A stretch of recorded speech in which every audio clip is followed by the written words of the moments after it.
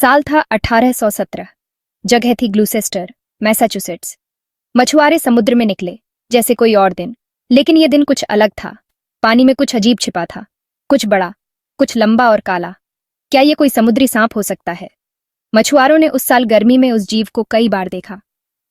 उन्होंने कहा कि वो सांप की तरह चलता था, उसका शरीर लहरों में लहराता हुआ। कुछ ने कहा कि उसका सिर घोड़े जैसा था, बड़ी बड़ी आंखों वाला। ये कहानियां ग्लूसेस्टर में जंगल की आग की तरह फैल गईं। लोग हैरान थे और डरे हुए थे। ये जीव क्या था? ये कहां से आया था? समुद्री सांप की बात अखबारों तक पहुंच गई। अखबारों में छपी कहानियों ने लोगों की कल्पना को जगा दिया। जल्द ही हर कोई ग्लूसेस्टर हार्बर में उस रहस्यमय जीव के बारे में बात कर रहा था। हर कोने में, हर गली में बस इसी की चर्चा थी। लोग दूर दूर से यह देखने आते थे कि क्या वे उस राक्षस की एक झलक पा सकते हैं। पर्यटक दूरबीन लेकर आते थे, उम्मीद करते थे कि वे कुछ असाधारण देख पाएंगे।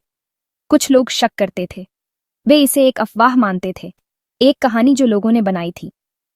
उन्हें लगता था कि ये बस एक बड़ी मछली है या व्हेल है। वे इसे एक प्राकृतिक घटना मानते थे, कुछ असामान्य नहीं, लेकिन दूसरों को यकीन था। वे मानते थे कि यह सचमुच का समुद्री राक्षस है, एक जीव जो अब तक अनदेखा था। उन्होंने उन मछुआरों से कहानियां सुनी थीं जिन पर वे भरोसा करते थे। मछुआरों ने अपनी आंखों से उस जीव को देखा था और उनकी कहानियां बहुत ही विश्वसनीय थीं। गर्मियों के दौरान देखे जाने का सिलसिला जारी रहा। हर साल जैसे ही गर्मी आती, लोग समुद्री सांप को देखने की उम्मीद में हार्बर पर इकट्ठा हो जाते। लोगों ने दावा किया कि उन्होंने सांप को तैरते, गोता लगाते और यहां तक कि उसके नथुनों से पानी उड़ाते हुए देखा। यह दृश्य बहुत ही रोमांचक और डरावना था। कुछ ने कहा कि ये एक जहाज जितना लंबा था। उसकी लंबाई और आकार ने लोगों को हैरान कर दिया।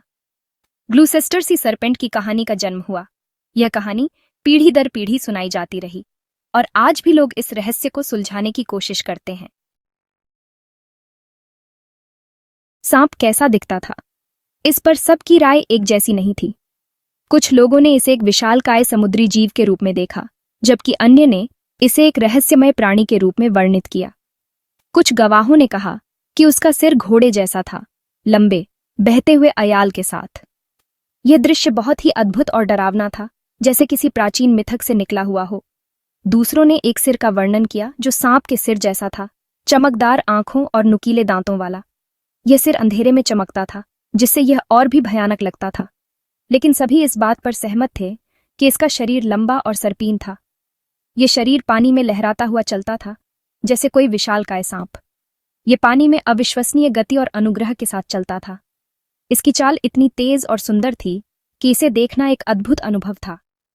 कुछ लोगों ने कहा कि सांप तराजू से ढका हुआ था, जबकि अन्य ने दावा किया कि उसकी त्वचा ईल की तरह चिकनी थी।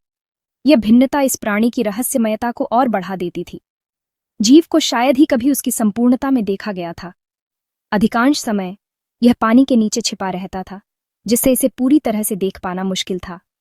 अधिकांश गवाहों ने केवल उसके सिर या पानी की सतह को तोड़ते हुए लंबे, पापी शरीर की झलक ही पकड़ी।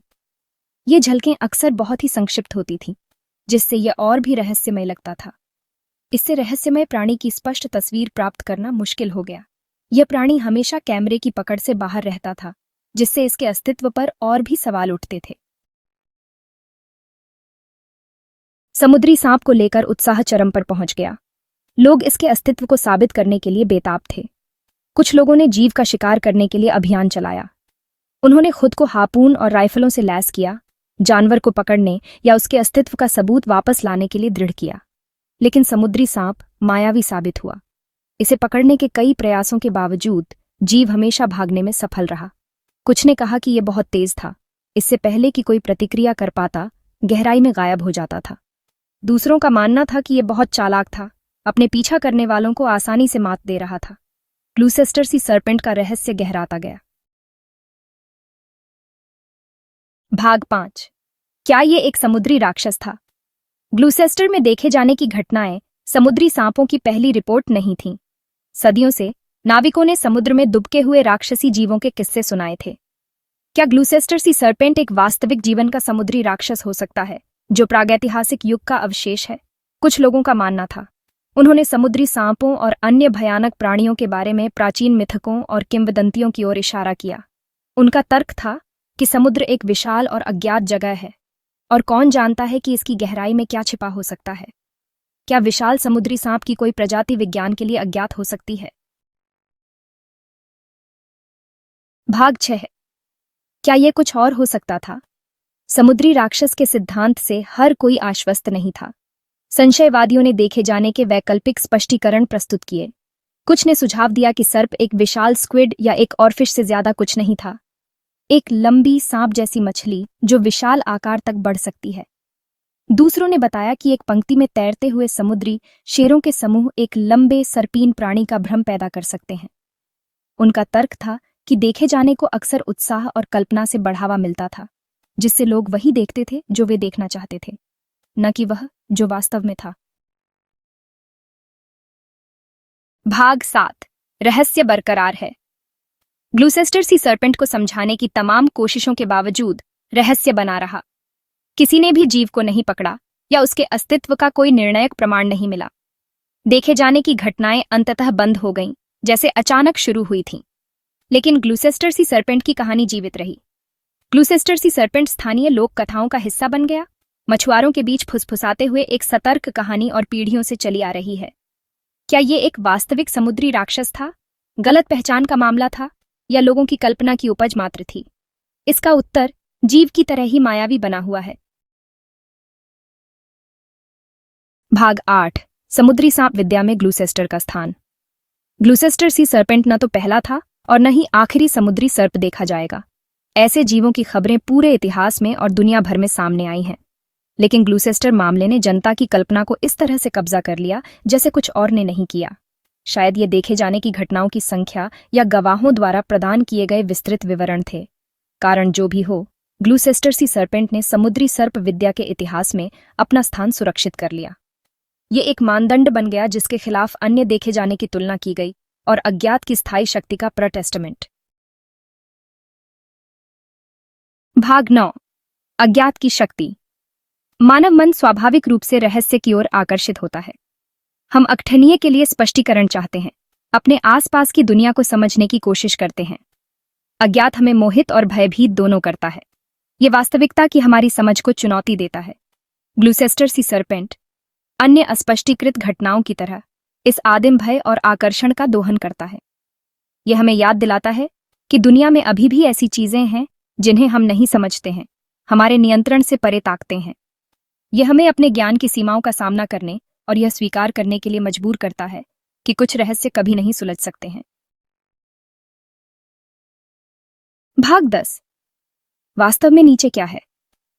समुद्र की विशालता पृथ्वी के सबसे बड़े रहस्यों में से एक है।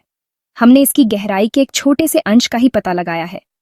कौन जानता है कि हमारी नजरों से ओझल स्याही जैसे अंधेरे में कौन से जीव दुबके हुए हो सकते हैं? ग्लूसेस्टर सी सर्पेंट एक अनुस्मारक के रूप में कार्य करता है कि हमें अभी भी लहरों के नीचे की दुनिया के बारे में बहुत कुछ सीखना है। जबकि विज्ञान कुछ देखे जाने के लिए प्रशंसनीय स्पष्टीकरण प्रस्तुत कर सकता है, अनदेखे जीवों की संभावना हमें आकर्षित करती रहती है। शायद समुद्र की सबसे गहरी खाइयों में कहीं न कहीं पौराणिक समुद्री सांप जैसा कुछ मौजूद है, जिसे खोजे जाने की प्रतीक्षा है। भाग 11। समुद्री सांप की विरासत। ग्लूसेस्टर सी सर्पेंट, हालांकि गलत पहचान या अतिशयोक्ति का एक उत्पाद होने की संभावना है, ने इतिहास पर एक अमिट छाप छोड़ी है। यह समुद्री जीव, जो पहली बार 1817 में देखा गया था, ने कई लोगों की कल्पना को जकड़ लिया। इसने अनगिनत कहानियों, चित्रों और यहाँ तक कि फिल्मों को प्रेरित किया है, और इसके रहस्य ने लोगों को सदियों से मोहित किया है, हमारी कल्पना को हवा दी है और हमें अज्ञात की शक्ति की याद दिलाई है। बच्चों से लेकर वयस्कों तक हर कोई इस रहस्यमय जीव की कहानियों में खो जाता है, जबकि इसके वास्तविक स्वरूप का रहस्य कभी नहीं सुलझ सकता है। यह हमें यह सोचने पर मजबूर करता है कि हमारे महासागरों में और क्या छिपा हो सकता है। ग्लूसेस्टर सी सर्पेंट की कहानी हमें मोहित करती रहती है। यह हमें यह भी सिखाती है कि कभी-कभी सबसे अविश्वसनीय कहानियों में भी सच्चाई का एक अंश हो सकता है। ये आश्चर्य की भावना के साथ दुनिया से संपर्क करने और हमारी समझ से परे क्या छिपा हो सकता है, इस पर सवाल उठाना कभी बंद न करने की याद दिलाता है। यह हमें यह भी याद दिलाता है कि अन्वेषण और खोज की भावना कभी नहीं मरनी चाहिए। आखिरकार समुद्र में कई रहस्य हैं और हर रहस्य हमें और अधिक जानने की लालसा देता है, और कुछ हमेशा लहरों के नीचे छिपे रह सकते हैं। यह हमें यह भी सिखाता है कि कभी कभी सबसे गहरे रहस्य हमारे सामने होते हैं, बस हमें उन्हें खोजने की जरूरत है।